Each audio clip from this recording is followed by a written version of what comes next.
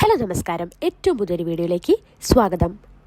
PM Kisan Samman Nidhi ഉപഭോക്താക്കൾക്ക് കർഷക registry enrolment ചെയ്യുന്നതുമായി ബന്ധപ്പെട്ട ഒരു വീഡിയോ നമ്മൾ കഴിഞ്ഞ ദിവസം അപ്ലോഡ് ചെയ്തിട്ടുണ്ടായിരുന്നു.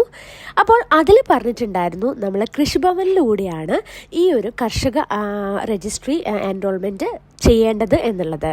പക്ഷേ നമുക്ക് അത് ഇനി മുതൽ അക്ഷയ കേന്ദ്രങ്ങൾ വഴിയും ചെയ്യാൻ സാധിക്കുന്നതാണ്. അപ്പം ഇതിൻ്റെ കൂടുതൽ ഡീറ്റെയിൽസ് എന്തൊക്കെയാണെന്ന് നോക്കാം. അതിനു മുമ്പായിട്ട് ഈ ഒരു ചാനൽ ആദ്യമായിട്ടാണ് കാണുന്നതെങ്കിൽ സബ്സ്ക്രൈബ് ചെയ്യുക, സപ്പോർട്ട് ചെയ്യുക. എല്ലാവർക്കും പെട്ടെന്ന് തന്നെ ഒന്ന് ഷെയർ ചെയ്തും കൂടി കൊടുക്കുക കേട്ടോ. PM കിസാൻ സമ്മാൻ നിധി ഉപഭോക്താക്കൾക്ക് കർഷക രജിസ്ട്രി എൻറോൾമെൻറ്റുമായി വൈകാതെ നമുക്ക് സെൽഫ് രജിസ്ട്രേഷൻ സംവിധാനം നിലവിൽ വരാൻ പോകുകയാണ്. ഇതോടെ കൃഷിഭവനുകൾക്ക് പുറമെ അക്ഷയ കേന്ദ്രങ്ങളിലും കോമൺ സർവീസ് സെൻ്ററുകളിലും കർഷക രജിസ്ട്രി എൻറോൾമെൻറ്റ് നടത്താം. കിസാൻ നിധിയിൽ നിന്നും പ്രതിവർഷം 6,000 രൂപ ലഭിക്കുന്ന കർഷകർ ജൂലൈ 31 മുമ്പായിട്ട് എൻറോൾമെൻറ്റ് ചെയ്യണമെന്നാണ് നിർദ്ദേശം വന്നിരിക്കുന്നത്.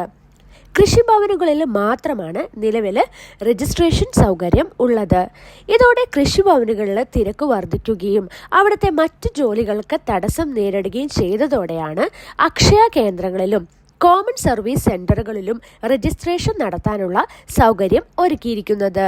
ഇതിനായിട്ട് ഇവിടങ്ങളിലെ ജീവനക്കാർക്ക് പരിശീലനം നൽകുന്നതായിരിക്കും.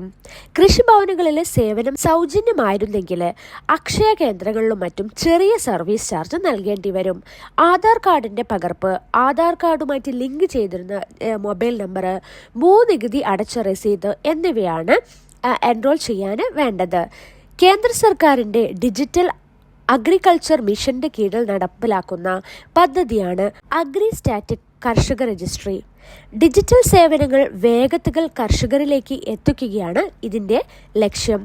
അപ്പോൾ ഇതേപോലുള്ള ഇൻഫോർമേറ്റീവ് ആയിട്ടുള്ള വീഡിയോസിന് വേണ്ടി ഈ ഒരു ചാനൽ സബ്സ്ക്രൈബ് ചെയ്യുക, സപ്പോർട്ട് ചെയ്യുക. എല്ലാവർക്കും ഒന്ന് ഷെയർ ചെയ്തും കൂടി കൊടുക്കുക കേട്ടോ. താങ്ക്